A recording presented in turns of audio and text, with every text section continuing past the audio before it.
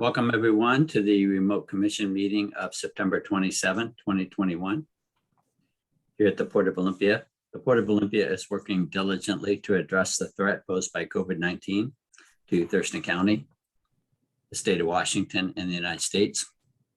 On March 16, 2020, the Commission adopted Resolution 2020-03 authorizing certain emergency powers in light of the COVID-19 outbreak, including invoking applicable emergency exemptions to the meeting notice requirements and location restrictions of the Open Public Meetings Act. Pursuant to that resolution, the Port of Olympia Commission is conducting today's meeting remotely. The Port is following the guidance from Thurston County Health Department to take all efforts to prevent the spread of this virus and is acting in the interest of the safety and welfare of the public, the community, and our employees to limit its spread.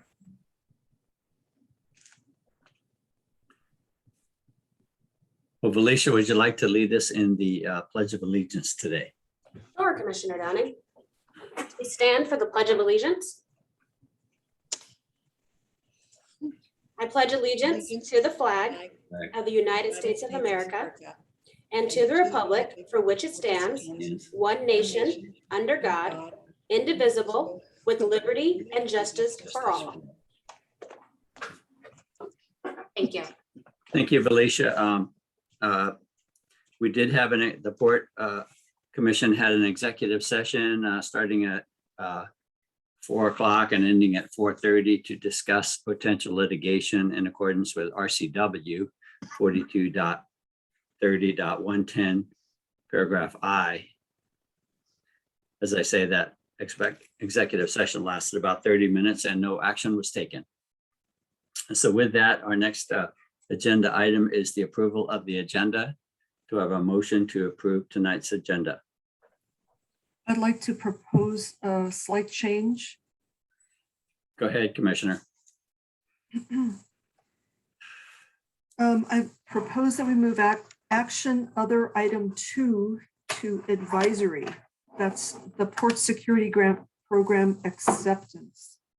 I would propose that we discuss this as advisory before accepting it. So it's been moved to by Commissioner Zeta to move the action other item 2 2021 Port Security Grant Program acceptance and move that to the advisory calendar. Is there a second? I'll second that. It says we have 60 days in which to make the decision and was brought forth on September 10th. So that should allow us to bring it forward at a next meeting for further action. So I'd prefer to have it as an advisory tonight. Thank So you. it's been moved and seconded that we move this action other item 2 21 Port Security Grant Program acceptance from action other to advisory. Before I call for a vote, I would ask Executive Director Gibney, is there some special reason, or are you good with a special reason why we put this under action other? Because it is the first time we've seen it, and it does involve spending, committing to about $75,000 of port money. Thank you, Commissioner, for the question. I did just query with Matt Peach, and he does say that he did confirm that we have 60 days from the 10th of September to achieve it. So that should meet the needs of our time frame. Thank you. So we have, we're going to vote on this amendment to tonight's agenda, moving action other item 2 2021 Port Security Grant Program acceptance from action other calendar to advisory calendar. All those in favor, please say aye. Aye. Aye. A motion passes. Now, do I have a motion to approve the agenda as amended? So moved. Nope. Second. All those in favor, please say aye. Aye. Aye. Thank you, Commissioners. We have an agenda. Next, we move to on our agenda is special reports. We have a warrant over 200,000 for leasehold quarterly leasehold tax. and the warrant over 200,000 for 380,000 to Endurance Washington for the annual insurance premium. So Sam, are you giving that report? Yes, Commissioner, it'll be quite simple. One is just the fact that the leasehold excise tax is over the $200,000 mark. And then for the warrant for Endurance is that we have seen a significant increase in our premiums for this coming year. Jerry Severe did send you a email to that effect, explaining some of the increases that we have seen.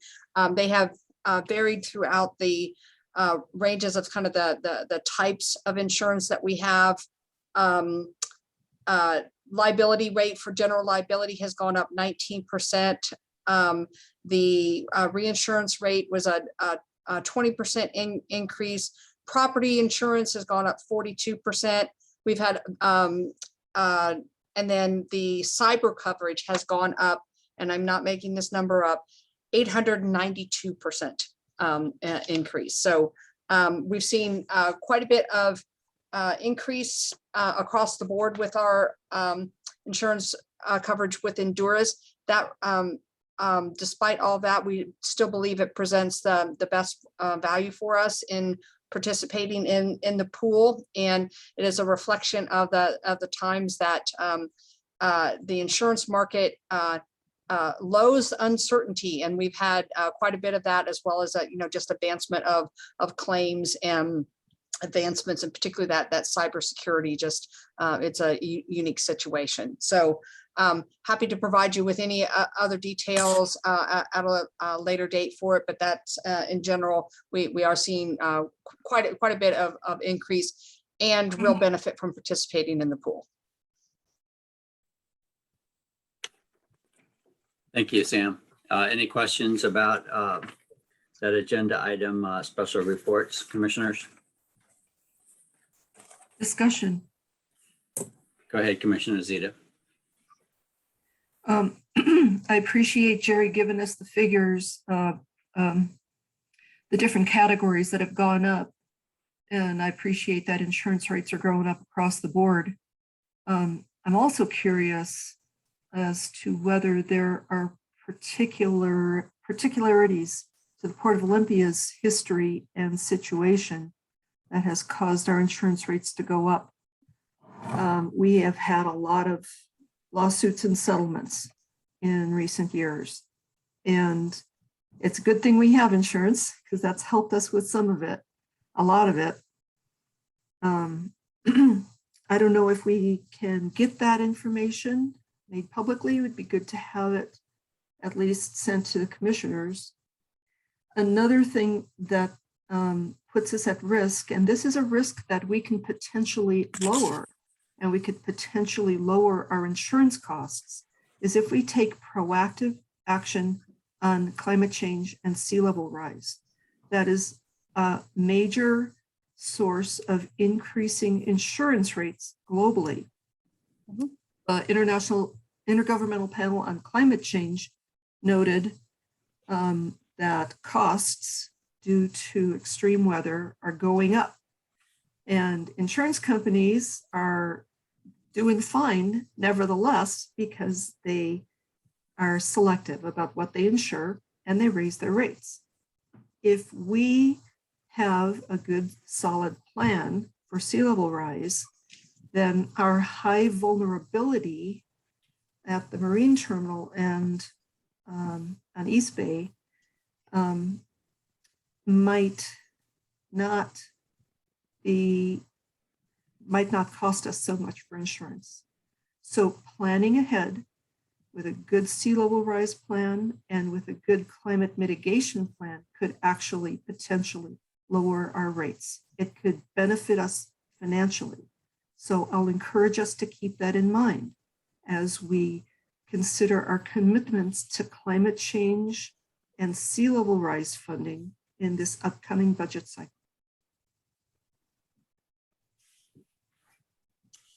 Thank you, Commissioner Zeta. Commissioner McGregor, any comments? No, I don't have any at this time. Thank you. Thank you. Well, I appreciate your comments, Commissioner Zeta, and, I do feel like a proactive approach, is warranted, because when you take that Endurance bill plus our regular legal bills, it's got to be pushing, I hate to say it, pushing, well over $500,000, maybe 700, maybe $750,000, which is terribly huge hit for overhead for our businesses to be successful when they have that kind of overhead to overcome. So I was pretty shocked, but I appreciate Jerry getting that email out to us early on, so we saw it coming. Thank you. Next, we turn to Executive Director Report. Sam, back to you. Great, thank you, commissioners.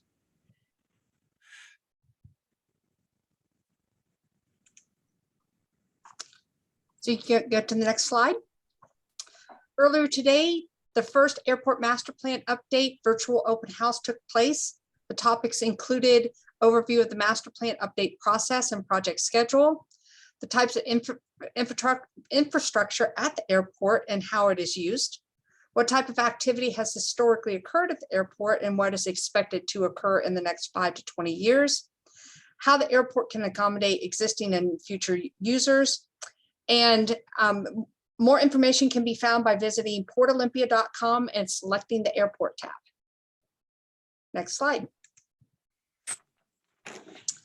The port is recruiting for a marine terminal operations assistant. The application deadline is October 3rd at 11:59 p.m. Qualified candidates can find more information and the application at portolympia.com. Next slide. On September 21st, the Port of Olympia exercised its right to terminate the lay berth agreement it had signed with the current ferry owner in July of this year and has asked them to vacate the dock immediately. The ferry owner has failed to fulfill critical components of the terms of his contract. And we have been in consultation with our legal counsel at Schwab, Williamson, Wyatt in exercising this exit clause, and we will keep the commission and the public apprised as to next steps.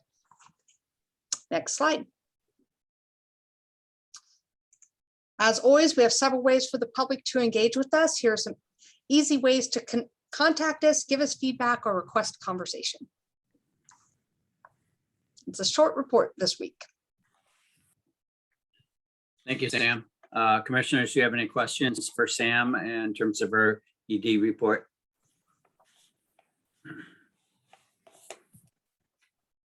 Well, I do have a question, Sam. Could you tell the other commissioners, as you know, we talked a week or so ago about the 5-person commission. I was hoping to see that by September 27th, which is today. So what's the current status of that effort? And do you have any news for us on that? Yes, thank you for that question, Commissioner. And I did speak with County Manager Chavez this morning, and we are working to coordinate our calendars. Ms. Brown has worked up a draft joint resolution of intent and has been in contact with their legal counsel. There's been some scheduling outages from their end with some key staff being out, but Ms. Brown is in contact with them. Do anticipate getting a draft, and Mr. Chavez and I spoke about coordinating our calendars to see if we can get this before our respective legislative bodies and passed by the end of October. I do want to tell the commission that is our intent, and we have to actually sync the calendars up. So it is continuing to move forward at the schedule that we had talked about previously with legal counsel and staff working on it in September, and anticipate that we will be bringing that before you shortly, definitely in October. Thank you, Sam. And then on the ferry, so you're talking to the attorneys about what's going to happen at the end of October. It's hard to move a ferry. I'd be surprised if that ferry moves within the month. So But you're talking to the attorneys about next steps. Mm. Okay, Commissioner Downing, that is part of it, next steps, as well as managing what's coming in, what's coming out, the schedule of that, what are the legal implications, what's the proper way to plan for it and to prioritize as well. thank you. Thank you. Great. Okay, with that, it's now time for public comment.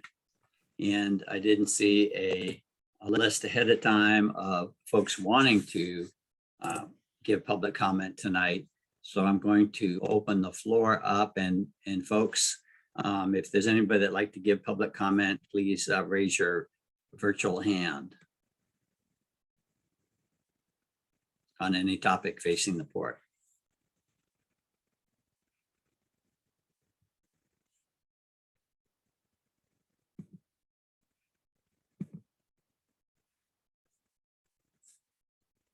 Okay, last call, public comment. Anybody wishing to give general public comment? We will have another public comment point pertaining to action and other items, but for now, any general item. Okay, not seeing any hands up, I want to move on to the consent calendar. And tonight we have bills and vouchers for August, batches 31 through 34.5 in the amount of $1,702,337.18. We also have the approval of minutes, July 19th, 2021 commission work session, July 22nd, special joint work session with Thurston County Board of Commissioners, and July 26th commission meeting. So do I have a motion to approve the consent calendar? So moved. Thank you. Do I have a second? Second, All in favor, please say aye. aye. Aye. Aye. Consent calendar approved. Thank you. Next, we have moving to the action calendar. We have the resolution 2021-06, Port of Olympia Citizen Advisory Committee, and our own Executive Director, Sam Gibney, presenting. Great, thank you, commissioners. And I'm here tonight bringing forward the work of the Port of Olympia Citizens Advisory Committee and bringing their final draft product to you in for two different documents. Next slide, please. For the POCAC resolution, this is their authorizing resolution, and earlier this year, the commission requested that the POCAC, as we refer to it, provide recommendations for changes for two resolutions. We'd actually had two outstanding resolutions of 2019. I believe that's supposed to be 03 and 2019-10.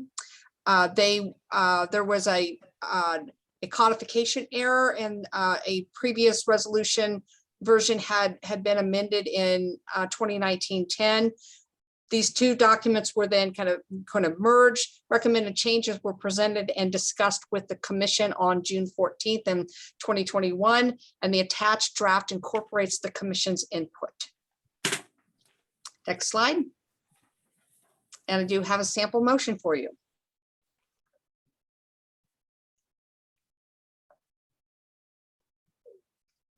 Thank you, Sam. You're so quick. I'm still paging forward to my packet. Give me a second to. Certainly. Because you also sent, for each of these, you sent a red line version. And a clean version, correct. Yeah, and just included the clean version for readability. You know, it can get difficult when you have a lot of the track changes in there. I'd also give me a moment while you're looking to commend the work of the POCAC and the subcommittee on their work, and they had presented the work and led the discussion for you. So this is really their product coming forward, and I want to make, I think that the commission understands that. I want to make sure that the public that might be tuned in understands that this is a work product from the Citizens Advisory Committee. Thank you, Sam. So I would like to ask my fellow commissioners, do you have any questions about what's in your packet?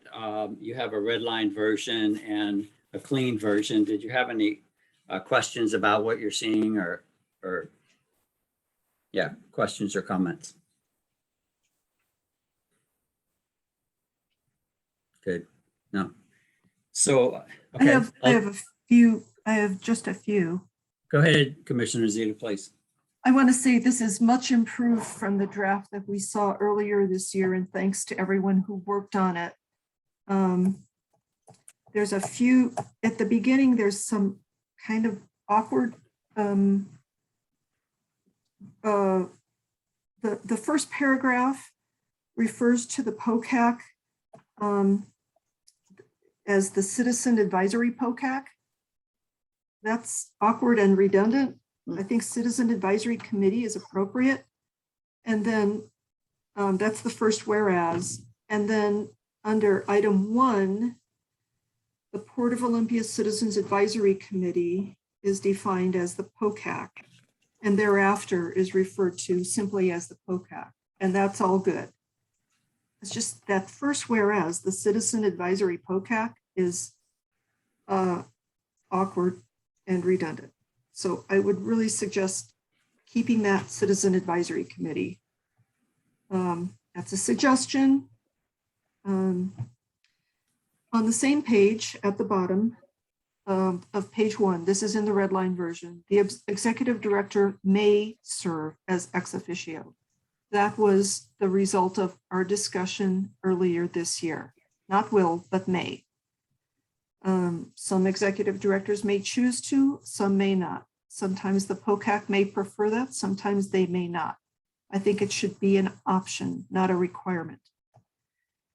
For the commission to discuss, at the top of page 2, under 4, assignments, the commission will identify the type of work product to be delivered, or the commission may identify the type of work product. In our discussion earlier this year, we agreed that sometimes it would be reasonable to identify the type of work product, and sometimes it would be less clear. So this is for commission discussion. Item 4. And that's all. Thank you, Commissioner Zeta. The two things really for us to discuss are, is the executive director's service as an ex officio member of the POCAC a requirement or an option? And similarly, commission identification of the type of work product, is that a requirement or an option? Got it, Commissioner Zeta. So what I'd like to do is take those one by one, but and then I have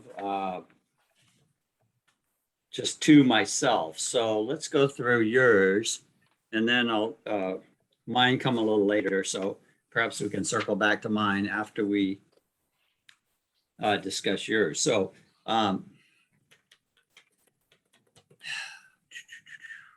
so we're going to make amendments, perhaps amendments to the document. So we're going to vote on amendments to the document. And then when we're done, assuming we make an amendment or two, we'll accept this sample, use the sample motion to approve this resolution with as amended.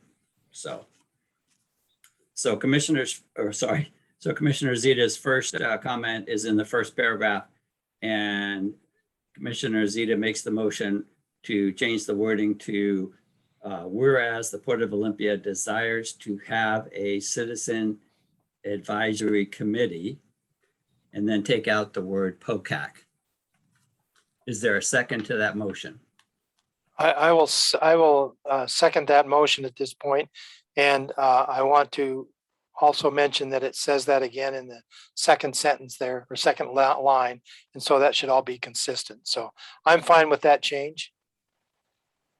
So I'll make a motion.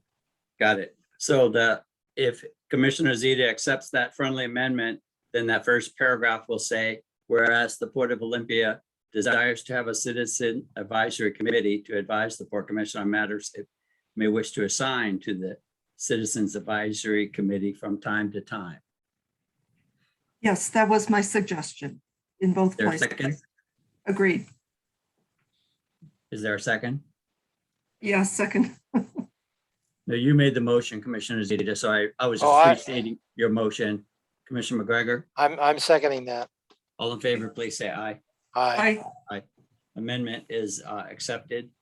So then we move on to the next one at the bottom of the page, which Commissioner Zeta is making the motion to change the word will to may in the sentence that reads as follows. The executive director may serve as an ex officio non-voting member of the POCAC. Is there a second? I'll second for purposes of discussion. I like where you're going with that, Commissioner Zeta. Executive Director Gibney, do you have a comment on that amendment? It's at the preference of the commission. So the reasoning for considering may is that some POCACs may prefer that and some may not. And some executive directors may prefer that and some may not. This makes it an option, not a requirement. So it's been moved and seconded that the sentence read at the bottom of page 1, the executive director may serve as an ex officio non-voting member of the POCAC. All in favor, please say aye. Aye. Aye. That amendment is accepted. The next one is on the next page. And Commissioner Zeta makes the motion that when talking about these 4 categories of projects, Commissioner Zeta makes the motion, the Port Commission may identify the type of work products to be delivered by the POCAC. More than one type of product may be requested. So Commissioner Zeta is wanting to change the word will to may. Is there a second for that amendment? I'll second that for purpose of discussion. So it's been moved and seconded. Commissioner McGregor, do you have some thoughts on that? Yes, thank you, Commissioner. In the paragraph just preceding that, it talks about the Port Commission will meet with the POCAC to discuss the scope of the assignments. It also says the Port Commission may consider advice from the POCAC. Once we've considered that advice, then I think it's up to us to identify what type of work product we want to receive back from them in what form. So I'm not in favor of changing it to may, but am in favor of leaving it as will.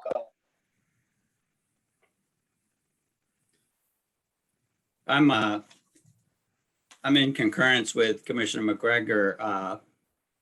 I like this change to the document, which is, at the outset of a project, we put it in a category. So, I mean, the category can change midstream perhaps, but at least we have a category for it, which then guides the work. So I think that that's germane to the future conduct of the POCAC. So Commissioner McDowning, are you suggesting an amendment that the category can change midstream? Well, Commissioner Zeta,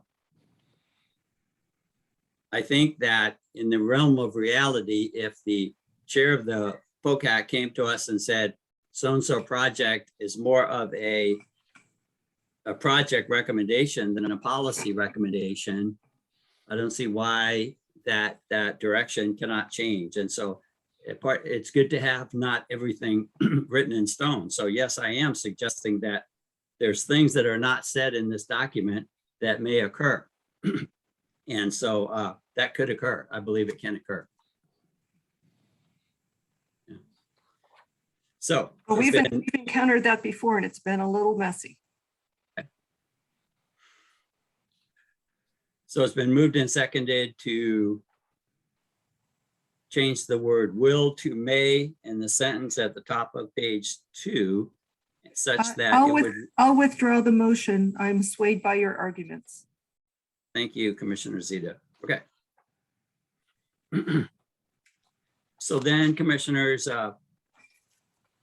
moving on to page 4, under terms, there's the sentence that reads, the POCAC members shall each serve no more than 2 continuous terms. I would like to make a motion to change the word continuous to consecutive. So thus that it would read, the POCAC members shall each serve no more than 2 consecutive terms. And so is there a second for purposes of discussion? Second. Thank you. It's been moved and seconded to change the word continuous to consecutive. And this gets back to the intent of the folks that made the, or maybe the original document, because it's not redlined. And I think the idea is to have a POCAC member that serves a 3-year term and then re-ups for a second 3-year consecutive term. So in other words, so I believe that was the intent. So 6 years total consecutively served. So it's been moved and seconded. Oh, let me ask, is there any further discussion on this? Yes, it appears that the intent here was to have a 6-year term limit, a total 6-year term limit. I agree, Commissioner Downing, with your suggestion that continuous be consecutive. I think we should also maintain the intent of the 6-year total term limit.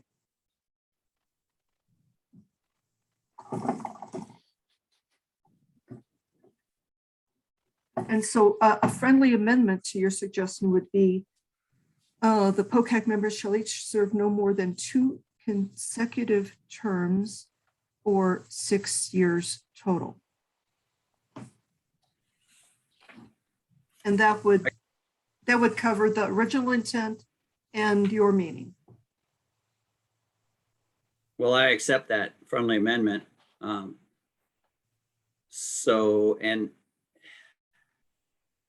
And I second it. So it's been moved and seconded that the wording of this sentence under terms reads as follows. The POCAC members shall each serve no more than 2 consecutive terms for a total of 6 years. All those in favor, please say aye. Well, I have a comment if I could, or ask a what if. Let me ask a what if. So citizen A gets on the committee and serves 2 years of the first 3-year term, and then resigns, and the need is we need to appoint somebody to fill the remaining term. So he would fill the remaining term of 1 year, then he could be citizen B fills that term, and then citizen B could be reappointed for the next term, which would be another 3 years, but they still haven't completed 6 years. So just want to make sure we're not kind of, how do we want to word that so that someone, because then he would be reappointed for the following 2 years in order to get his 6 years in, and it kind of throws the rotation off, I think. So I'm just pointing that out. So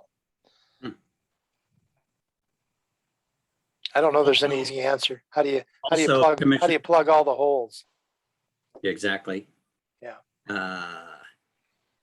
I'm second guessing myself now that you have spoken, Commissioner McGregor, that a person, let's say, same person A has serves 2 years and then has a family emergency wherein they need to take a year off, but they were a valuable addition to the POCAC and they re-up or they reapply. Does that mean we can't take them back because they didn't serve? They're not really talking about consecutive terms. And so, I'm trying to brainstorm here. How can we be not overly restrictive? I think in your scenario, Commissioner Downing, there'd be no restriction on that person coming back because they can still have 2 terms and they'd be under 6 years. So there's no problem with that. In Commissioner McGregor's case, yeah, that would, if that person filled 1 year and then wanted 2 3-year terms after that, that would be more than 6 years. So we'd have to appoint somebody for the last year of that person's second term. That's a pretty unusual situation. I don't know that we've ever had anything like that. It could happen. There's a lot of unusual things that could happen. We are not going to be able to anticipate every That's true. possibility. So leave it like it is. I just brought it up. I don't want to stifle the discussion, but yet I want to move it along too. So Okay. thank you. Well, then I'll restate the, what's been moved and seconded is to change that first sentence in the paragraph entitled terms to the POCAC members shall each serve no more than 2 consecutive terms for a total of 6 years. All those in Instead of favor? or, it should be or 2 consecutive terms or 6 years, because it could be broken up. Right? And that gives them more freedom. Got it. Okay, let me restate. The POCAC members shall each serve no more than 2 consecutive terms or a total of 6 years. There you go. All in- That's good. Okay, And all in that- favor, please say aye. Aye. And the very last one gets to something Mr. Richard Wolf brought up a year or 2 ago, and he was a former POCAC member and chair of the POCAC. And under selection of new members, paragraph 11, I think the middle sentence, the interview team will consist of the Port Commission president or Port Commissioner designee, comma, the executive director, comma, and the current chair of the POCAC. And I remember Mr. Wolf said it'd be somewhat more relevant to have the incoming chair of the POCAC to serve on this committee, because the incoming chair has 2 things. One is they have the POCAC experience, and 2 is they'll be leading the POCAC, so they have a, you might say, a stronger interest in the folks applying. So I'd like to make the motion that we change that sentence in paragraph 11, first paragraph, middle sentence. The interview team will consist of the Port Commission president or Port Commissioner designee, the executive director, and the incoming chair of the POCAC. Is there a second? I'll second that for discussion if I could. Okay, so it's been moved and seconded. Commissioner McGregor? Yeah, I just wanted to point out that I brought this up, I think 2 times before we've had discussion on this thing. And I don't know if it just fell on deaf ears or whether the POCAC decided they didn't want to change the language. But to me, it seems like the incoming chair would be the one to do that. But so I don't know. I'm fine with that. I think the incoming chair should be the one. It could be the same chair as the previous year, because they are allowed to serve 2 consecutive years before they step down as chair. So I'm fine if you want to change it to that. So let me see if I understand your reasoning, Commissioner Downing.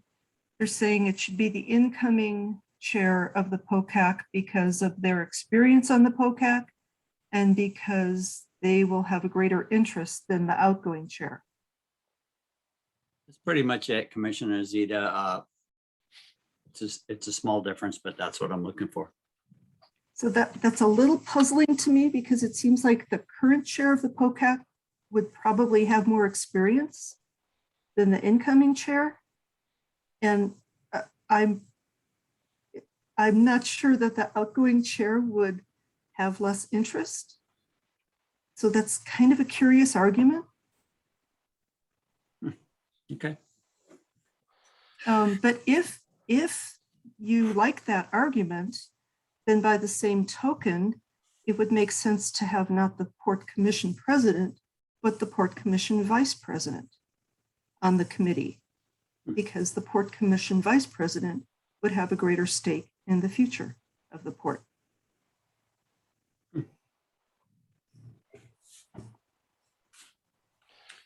Well, I think that's an interesting statement. And Just to be consistent with your reasoning. right.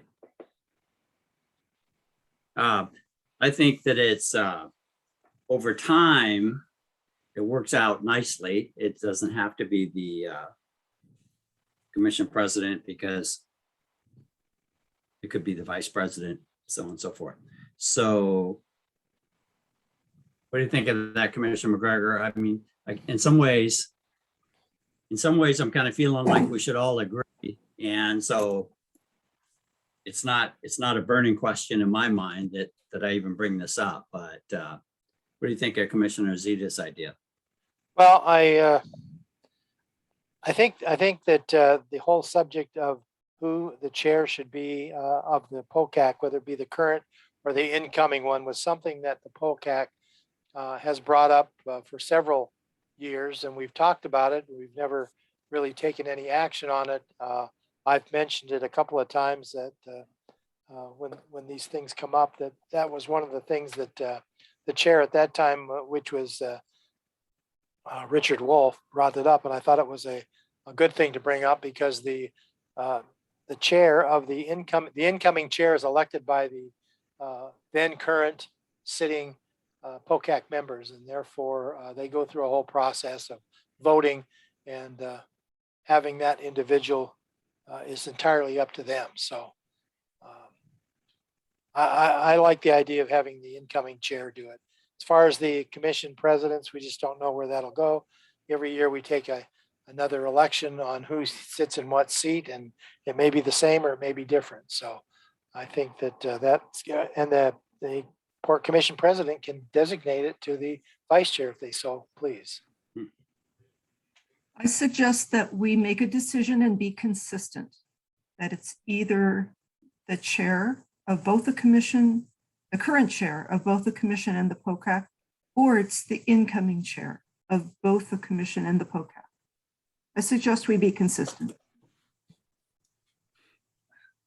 Good. Okay, I'm going to accept that friendly amendment, and I'm going to change my motion to have this sentence read as follows. The interview team will consist of the Port Commission Vice President or Port Commissioner designee, the Executive Director, and the incoming chair of the POCAC.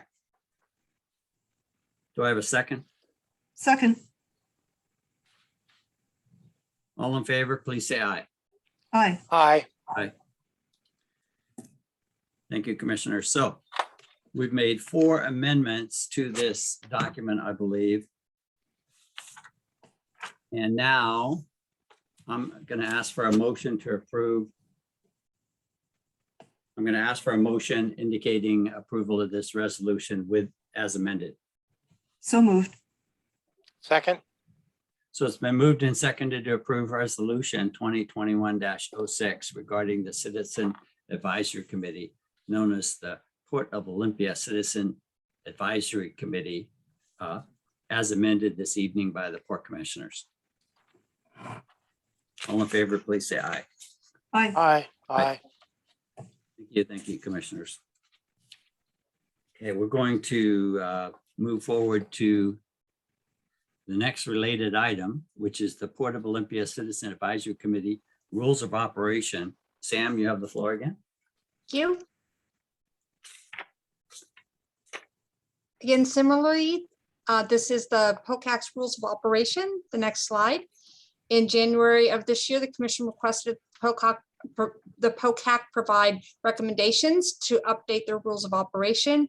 On June 14th, the subcommittee chair, Gigi McClure, presented draft recommendations and received input from the commission, and the draft before the commission incorporates their earlier input. If you go to the next slide, and here is a sample motion for you. Thank you, Sam. Commissioners, do you have any comments or questions about the rules of operation resolution in front of you?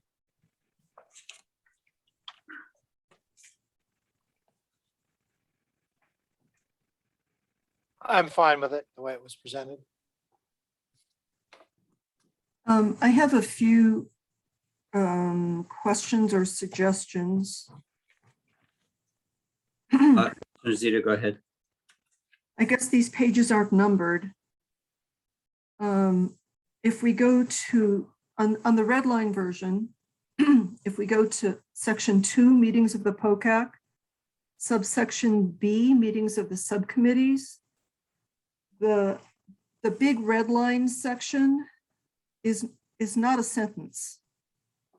And I know that Commissioner McGregor and I gave feedback to the subcommittee on using full sentences. This one's not a sentence, and it should be. So this needs review. I agree with you, Commissioner Zita. I noticed that too, and I'm not sure.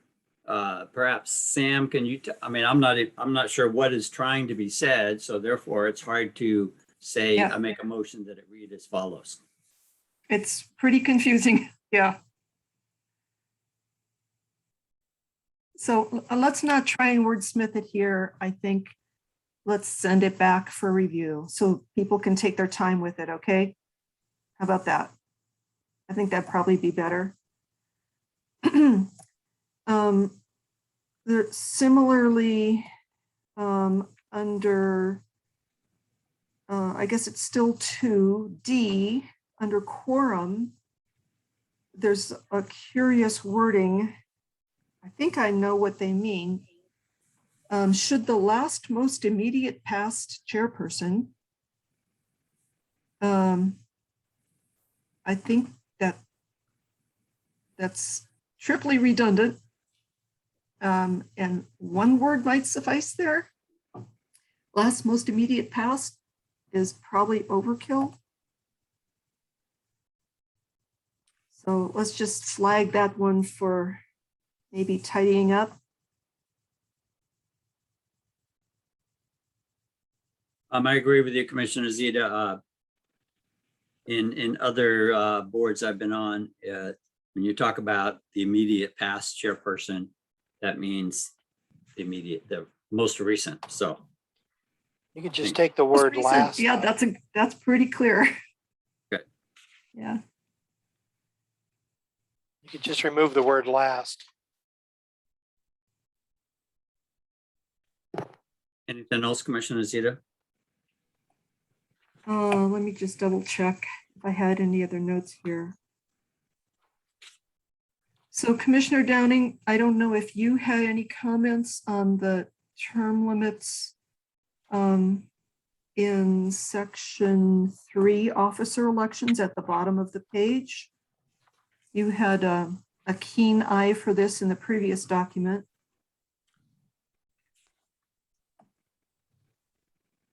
An elected term is 1 year.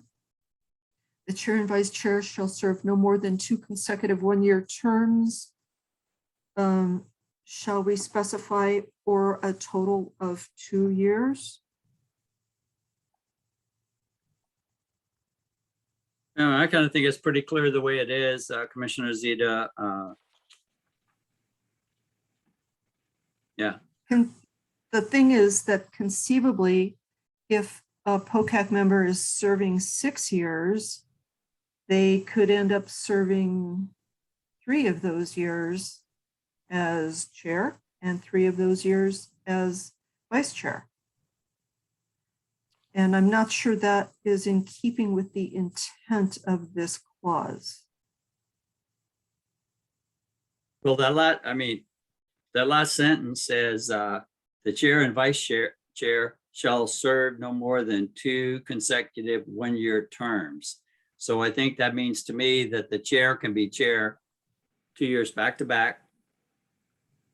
And a vice chair, the same vice chair can be under that chair for 2 years consecutive. But there's kind of a loophole here. Okay. If the terms are not consecutive, conceivably, someone could take a break for a year and then serve the next year. So conceivably, you would have two people. One is chair, one person A is chair this year, person B is vice chair the same year. Next year, they swap. Vice chair and chair. The following year, they swap again, chair and vice chair. And that could go on for 6 years. So you have the same two people in leadership for 6 years. Unless we say, as we did in the previous document, for a total of 2 years. And I think that is part of the meaning of this clause. It's just not explicit. Commissioner Well, McGregor. Yeah, my only comment is that the POCAC elects their own officers. And we're just saying they can't serve 2 consecutive years. They can serve up to 2 consecutive years. And I think that the citizenry that serves on the POCAC are aware of people coming and going onto and off of the POCAC. And I think that this is pretty explicit. They can only spend 2 years.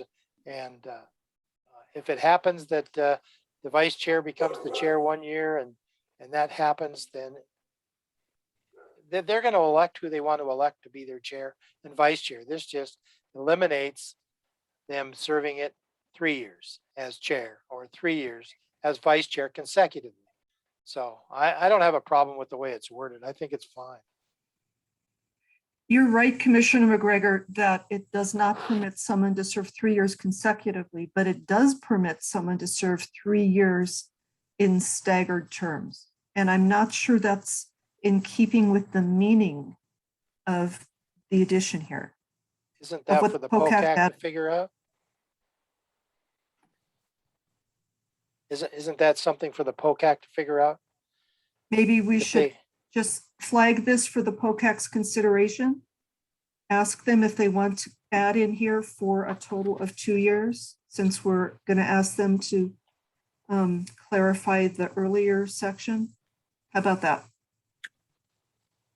Because it I seems. think that's fine. I think That's that's fine. fine because we're about to table this discussion. So hopefully the POCAC members, whoever takes another look at this, will listen to what we have to say about this. I personally, Commissioner Zeta, I think it's also pretty clear, but I could be wrong. I mean, maybe there's some funny thing going on whereby the chair can somehow serve more than 2 consecutive 1-year terms, but it doesn't say that. It says the chair shall serve no more than 2 consecutive 1-year terms. The question is whether they intended this to limit the chair's service to 2 years total or not. Because as it's written, the chair could serve for 3 years. 1 year on, 1 year off, second year on, year off, third year on, year off. So it's a question of what their intention was, and we'll let them decide on that.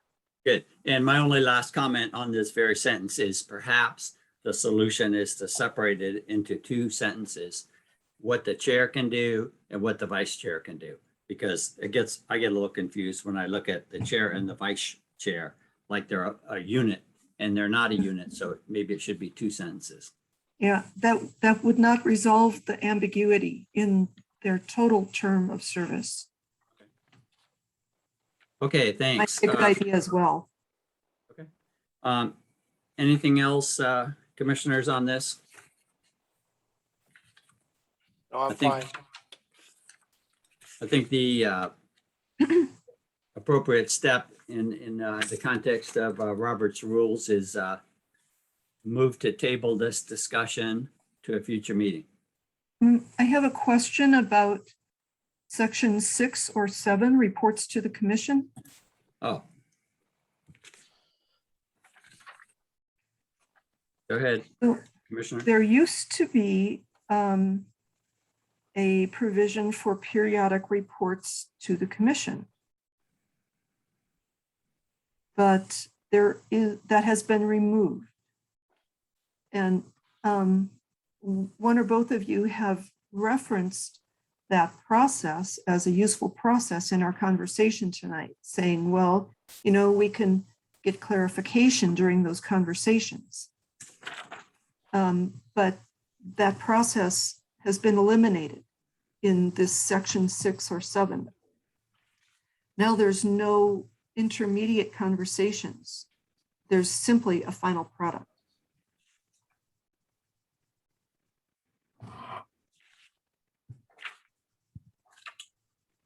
Good point, Commissioner Zeta. I seem to recall that was mentioned, that the chair would give an interim report in the earlier resolution that we discussed tonight, but I can't find it instantly, so. Yeah, I think it's gone.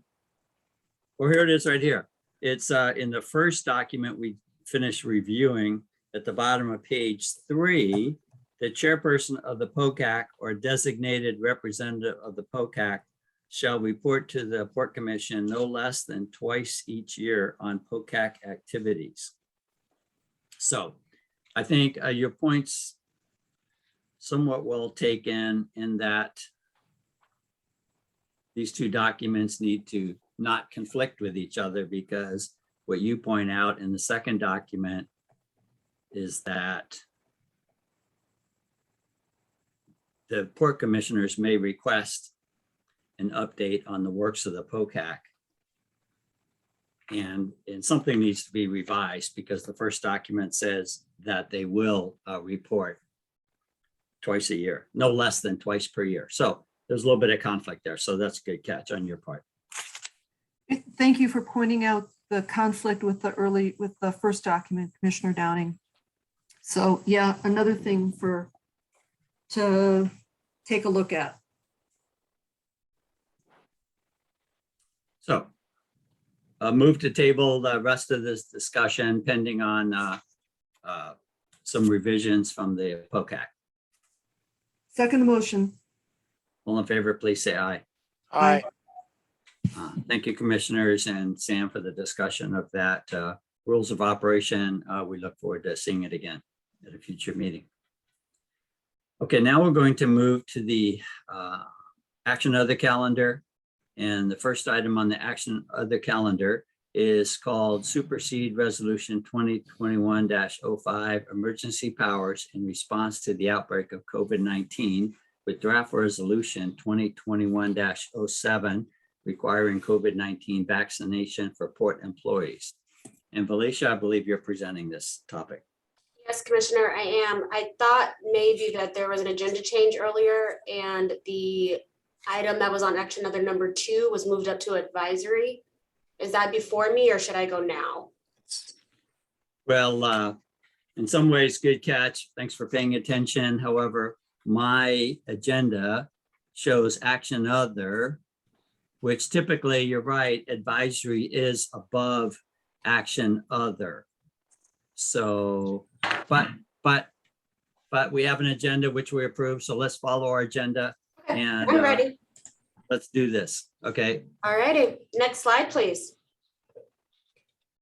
All right, commissioners, I'm here this evening, Felicia Brown, your general counsel, to give you a presentation and update on our resolution regarding the requirements of COVID-19 for our port employees. By way of background and information, we are talking today about a resolution that will supersede, which is to replace the resolution that we brought before you just about a month ago. Resolution of the Port of Olympia Commission requiring COVID-19 vaccination or weekly COVID-19 testing for port employees pursuant to the emergency powers granted in response to the outbreak of COVID-19 by resolution number 2020-03. That was a resolution from last month. What's different and what we're bringing forward today is that there will not be a weekly COVID-19 testing option. As we discussed before, it is a duty of every employer to protect the health and safety of employees by establishing and maintaining a healthy and safe work environment. The recent Delta variant is having a negative impact on COVID-19 infections. And as of September 21st, 2021, Thurston County's total population vaccination rate has went up to 53.8. There is a typo on this slide. It was previously 51% or thereabout. So in the last month or so, we're up about 1% in vaccination rates here in Thurston County. The other major change and reason why this is before you just about 1 month later is that here at the port, we have 4 contracts with the state of Washington, and the governor's proclamation, which we put a copy in the packet for this evening, actually requires not only that state employees are vaccinated for COVID-19, but that anybody that's doing business as a contractor with the state is. Well, here at the port, we have 4 contracts that are leases that fall under that definition of contractor, as you will see in your packet in the documents. That letter is dated September 3rd, but we received it here on the 15th. And on October 6th, we have to basically respond for every lease that we have with the Washington state government. So we have 4 of them, and verify that we will or we will not abide by the governor's proclamation for either the personnel that are employees of the port, saying that they are vaccinated and that we will only send vaccinated staff onto those properties to do the services that they're contracted to do, or that any contractor we send also has adhered with the verification requirements of the state of Washington. So what's due on October 6th is also in that packet. And that basically says, yes, we have a verification process and everybody we send your way will have been verified that they are in fact vaccinated, or it will say that, no, we are not going to adhere with this, which puts us in a position of basically relinquishing those leases that we have with the state. Next slide, please. And this is where I talk about the proclamation 21-14. That is the first proclamation the governor put out requiring the vaccine as a mandate here in Washington state. Different than what the federal government first did when President Biden said that federal employees would have to be vaccinated or get weekly testing. Here in Washington state, Governor Inslee actually just did a vaccine mandate. The only exceptions to that would be the medical and religious exemptions.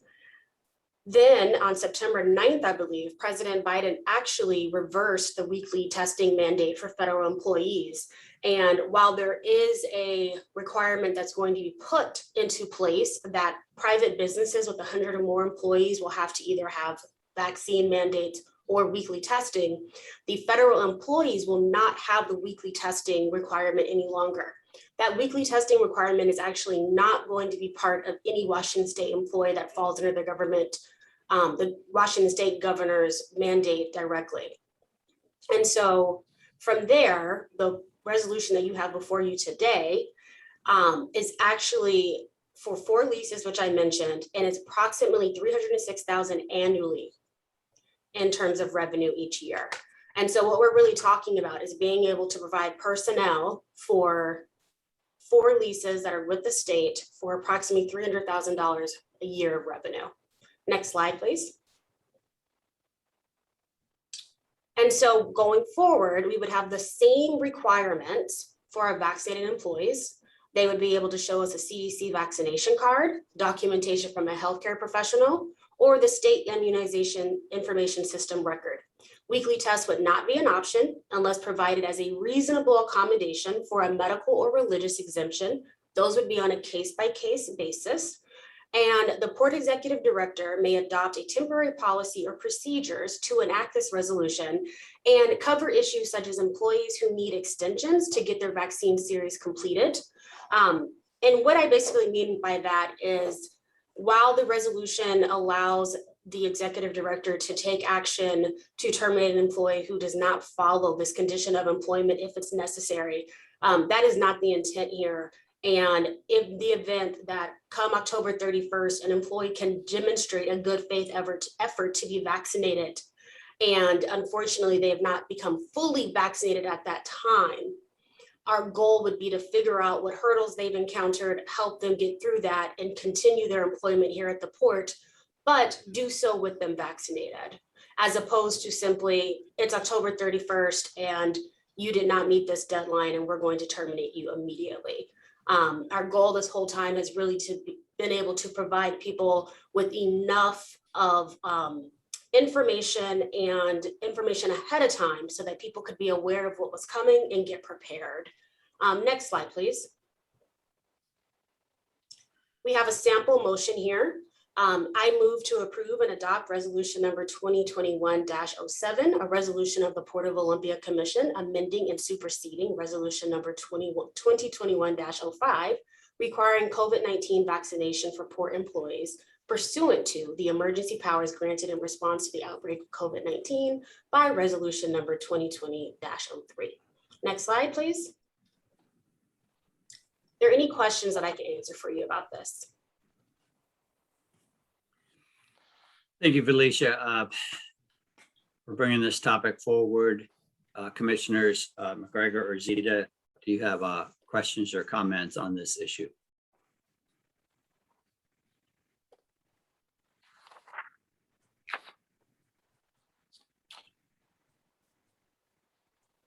Okay, I got a couple, if I could go ahead here. So I see in the resolution, well, first of all, let me state that I am opposed to being mandated to do something. I think that it is a freedom of choice issue. I elect to get a flu shot every year. Some people don't get flu shots. I elected to get the vaccine, Moderna vaccine. Some people don't want to get the Moderna vaccine or any vaccine. I think it's a freedom of choice, but I think we're being pushed in a direction that causes quite a bit of division amongst people. I mean, friends are losing friends over this whole issue, and there is no easy answer. There are no winners here in this. Everybody has a stake in the game, and I really object to being mandated to do that. But on the other hand, we have revenue losses that are going to be sustained by the port because we haven't stood in line and answered to the directive. And I look at the resolution, and I note in there it says that employees will be fully vaccinated by October 31. And I don't think that that's a reasonable one. And I'll tell you what I did. If October 1st, I decide to get a shot, and I have to set up an appointment. So sometime between 10/1 and 10/8, I get my shot. I have to wait 2 weeks. So from 10/8 to 10/23, I have to wait. On 10/23, between there and 11/8, I can go get my shot from the appropriate medical provider. Then from 11/8 to 11/22, there's a 2-week pay period. So by 11/23, I'm considered fully vaccinated. So I guess, Felicia, what you're saying is that the executive director will be able to work that timeline with the individual employees based on when they can get into their doctor and the timing on getting the shots, whether it's the Moderna or the Pfizer, or maybe in some cases the J&J, I don't know. But anyway, we're being pushed into a corner. I think that some of this is personally hype. I am vaccinated because my wife has some immune deficiencies, and I want to take care of that and not be responsible for it. We can still get the Delta variant. We can still get this COVID-19 in some form or fashion, although once you're vaccinated, you don't have a lesser chance of it being a serious life issue. So I'm being pushed in a direction I don't like being pushed, but that's my comment. Thank you, Commissioner. Commissioner Zeta, would you like to weigh in on this in any way? Yeah, I want to thank staff for bringing this resolution to us and for helping protect the Port of Olympia staff, our families, our neighbors, and especially the children. Kids under 12 still can't get vaccinated, and they are the ones who are getting infected at the highest rates right now. They are the ones who are filling up the ICUs. We have friends and family in Idaho, and Commissioner McGregor said that because of the division over this vaccine, friends are losing friends. Even more, because of the deaths among the unvaccinated, friends are losing friends and family are losing family. We have lost friends, we have lost family, we have lost neighbors. Healthcare workers like my partner are especially vulnerable, so we got vaccinated early. We are the best line of defense. Vaccinated people are the best line of defense for children who cannot get vaccinated. Vaccinations work. There's a federal mandate and there's a state mandate requiring vaccinations for state workers, companies with state contracts like the port, educational facilities, and more. The state and the federal government are making it easy for the Port of Olympia to do the right thing. We had a softer resolution before the governor's order, and now the governor's order requires that in order for us to continue to do the business we're doing with state agencies, we must follow this order. And that's good.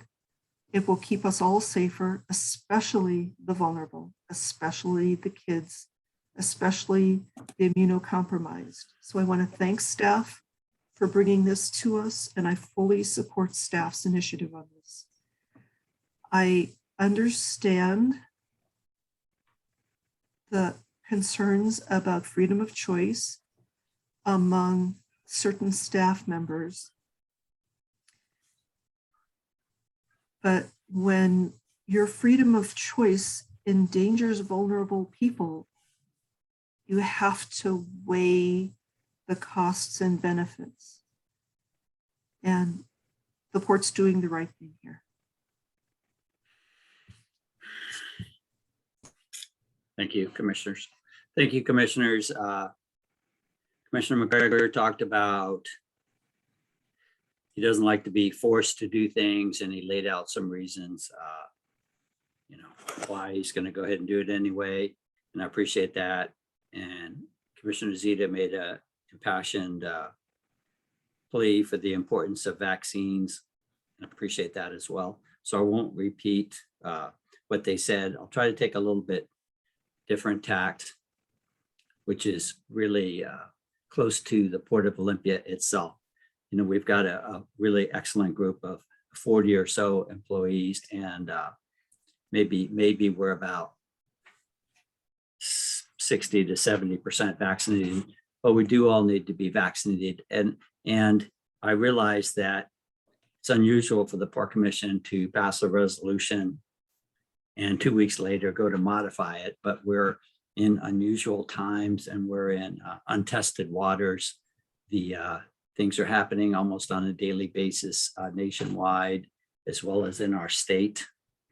And speaking of the state, when the state says that we can't maintain our own buildings because we don't want you around if you're not vaccinated, that puts a huge requirement on us. And so that one piece of correspondence that we got from DES that said, okay, tell us how you're going to be vaccinated when you come to work on these buildings. And we cannot ignore these buildings, but at the same time, we have to be equitable in our administration. And so, we're not going to single out certain employees and say, you can't go work over there. We want the right employees doing the right jobs. And so that's part of the challenge we face. So I am sorry that we're potentially changing this resolution, but I ask you, port employees, what's the end game for getting tested? I mean, in other words, even that probably wasn't a great idea 2 weeks ago, because really,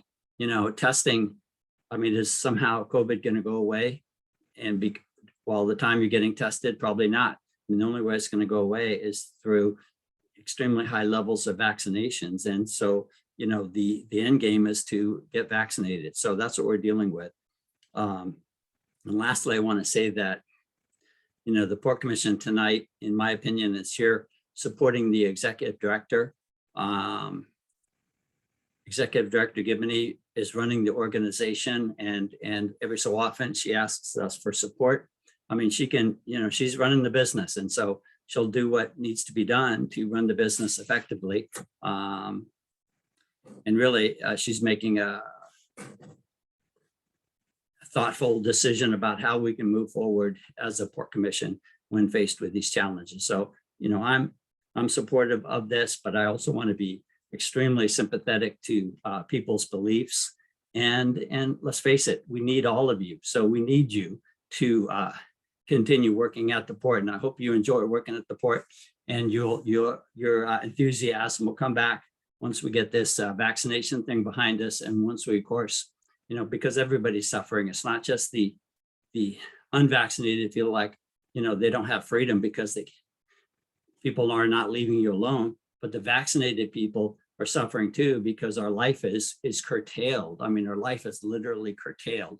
So we're all got things to deal with, vaccinated or unvaccinated. So, this is an important decision in support of the executive director and her plan.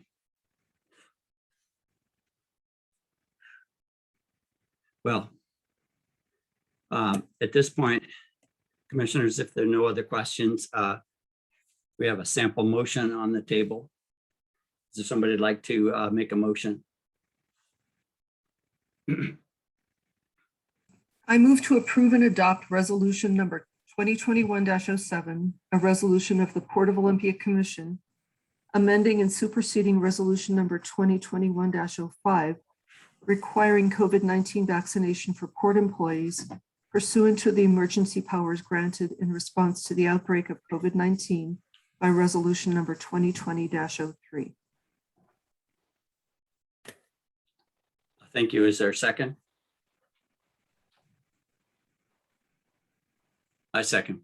So it's been moved and seconded to approve and adopt resolution 2021-07, a resolution of the Port of Olympia Commission amending and superseding resolution number 2021-05, requiring COVID-19 vaccination for port employees pursuant to the emergency powers granted in response to the outbreak of COVID-19 by resolution number 2020-03. So we have it's been moved and seconded. At this time, we're going to take public comment on action other items, which is this one item we're going to take public comment on before we bring it to a vote. So with that, if anybody would like to give public comment on what we're talking about here these past few minutes, changing the resolution from 2 weeks ago, please raise your virtual hand and I'll call on you.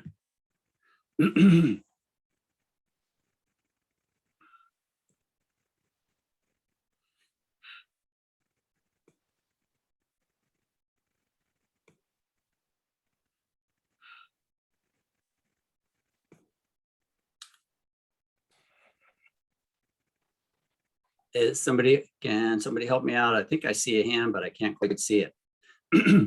Carla Wolfsberg. Oh, Carla Wolfsberg, thank you. Commissioner, Ms. Wolfsberg, do you have public comment? Yes, I just want to commend Commissioner Zita and you, Commissioner Downing, for your support of getting vaccinated the employees and to keep people safe. I think we all need to consider the common good. The extreme individualism has made it very difficult for all of us to stay safe. So I really appreciate your efforts in this area, and I do hope that we all do stay safe and prevent others from getting, vulnerable people from getting this horrible disease. So thank you. Thank you, Ms. Wolfsberg. Anybody else like to give a public comment on the issue of amending our resolution from 2 weeks ago?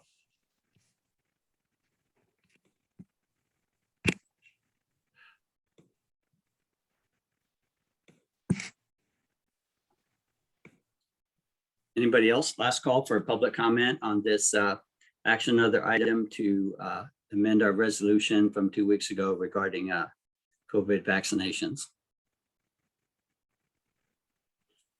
Seeing no additional hands, I want to move back to the subject at hand, which is the motion that's been moved and seconded to approve resolution 2021-07, a resolution of the Port of Olympia Commission amending and superseding resolution number 2021-05, requiring COVID-19 vaccination for port employees pursuant to the emergency powers granted in response to the outbreak of COVID-19 by resolution number 2020-03. All in favor, please say aye. Aye. Aye, under protest. Thank you, commissioners. Motion passes. Commissioner Downing, do you vote? Roll call vote, please. Thank you. Thank you. Zeta, aye. Gotcha. Motion passes. Commissioner Downing, did you vote? I did vote aye. Yes, Oh, great. I'm sorry, I didn't hear you. yes. Thank you. Aye, and I with protest. Got it. Okay, we're going to move on to our advisory calendar. And our advisory calendar has one item on it entitled 2021 Port Security Grant Program Acceptance, U.S. Department of Homeland Security, Port Cyber Awareness and Hardening Project. And our Senior Administrative Services Manager, our own Matt Peach, is presenting.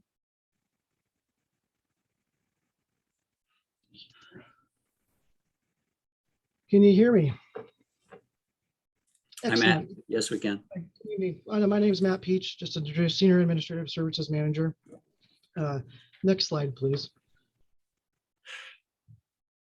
I understand this is an advisory rather than an action, but I will present the slides as if, just as they're in the packet. So let's see here.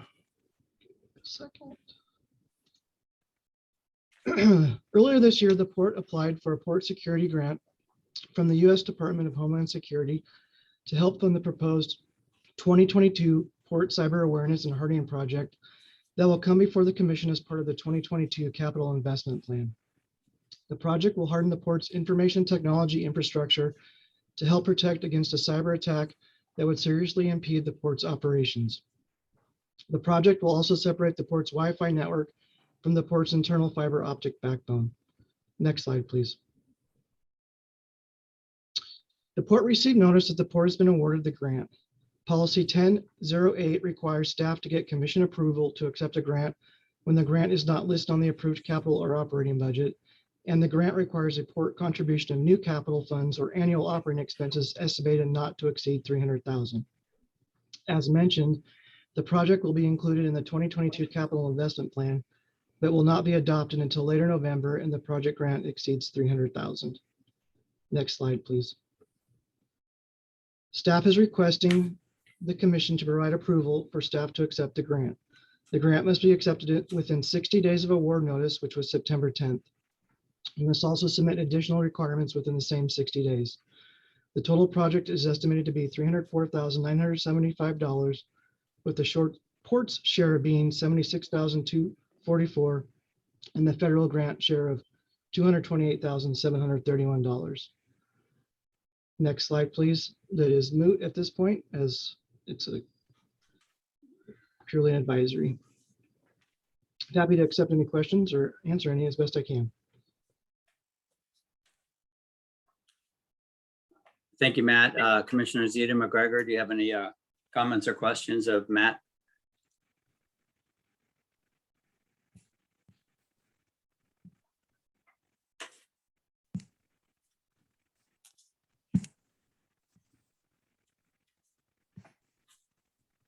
Well, Matt, I want to thank you for bringing this to us, and I want to thank the staff that wrote this proposal. It's always good when we get a grant. Did you write this proposal? I did not. So who wrote the proposal? I believe it was Conley Booth in our marine terminal area, and with the help of Jerry Severe as well. Great. And Lynn Usher. Yeah, well, thanks to Conley and Jerry for writing this. I wanted to know if the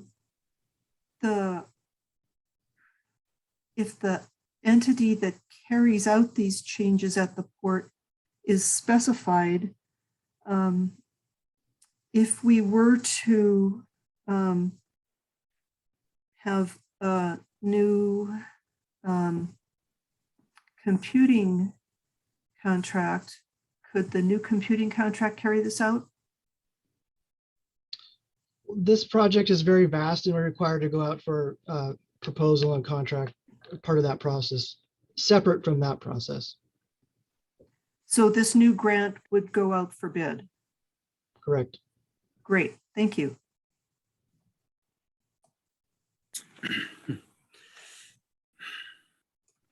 Commissioner McGregor? Thank you, Commissioner. Yeah, I think it's great. We can take advantage of using a portion of our money and a larger portion of federal government monies that are put out there for people to, or entities to share and use. So what are the other additional requirements, Matt, that you mentioned in there? What kind of other things are they looking for? I think there's an environmental needs aspect component to it for one, and as far as others, I think they're primarily just administrative. Okay. So that 60-day period would started ticking on September 10th is ticking now. You still be able to get all that put together in time for bringing it back to the port for approval at the probably.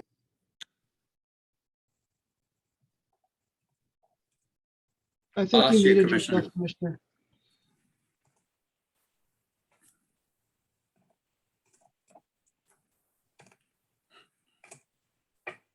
Well, Matt, while Commissioner McGregor is getting reattached audio wise, and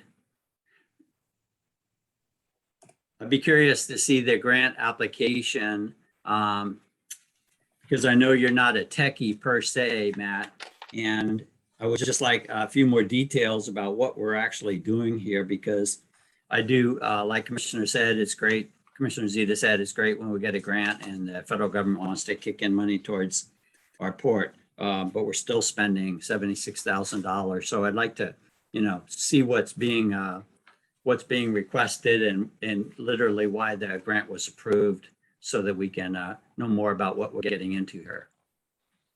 Thanks. Okay. I can Commissioner tell McGregor, you, you back on? I'm fine. Thank you. Thanks, Matt, for Good. your answer to my questions. And I'd like to see that too. Thank you for sharing.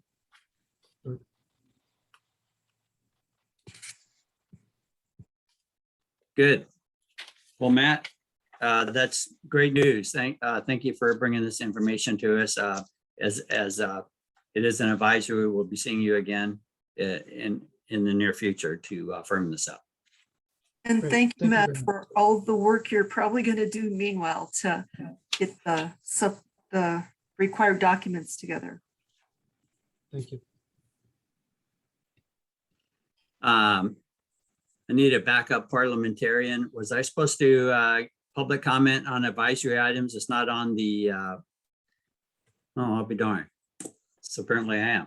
Well, I'd like to ask the public then, is there any public comment regarding the one advisory item we had, which is this Port Security Grant Program acceptance that we just had a presentation on? Is there any public comment from the public on that?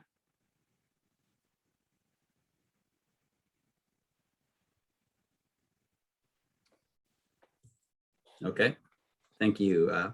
So not hearing any public comment requests for that advisory calendar item, we can move on then to commission reports and discussion.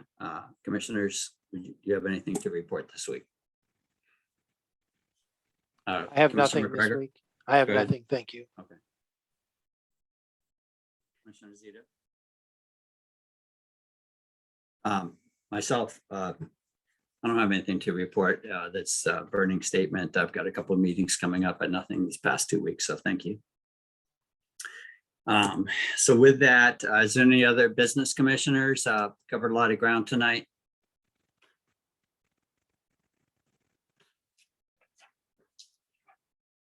Good. I guess we're good then. Okay, we're going to move on to meeting announcements. Moving into budget season. October 4th, which is next Monday at 2:30 p.m. We have a commission work session. The following week at 5:30 on October 11th, we have a commission meeting. And then the next week after that, another commission work session. So lots of topics coming up here. So with that, I think we've reached the end of our business. Is there a motion to adjourn? So moved. Second. Been moved and seconded that we adjourn. All in favor, please say aye. Aye. Thank you, commissioners. Good night. Thank you all. Thank you.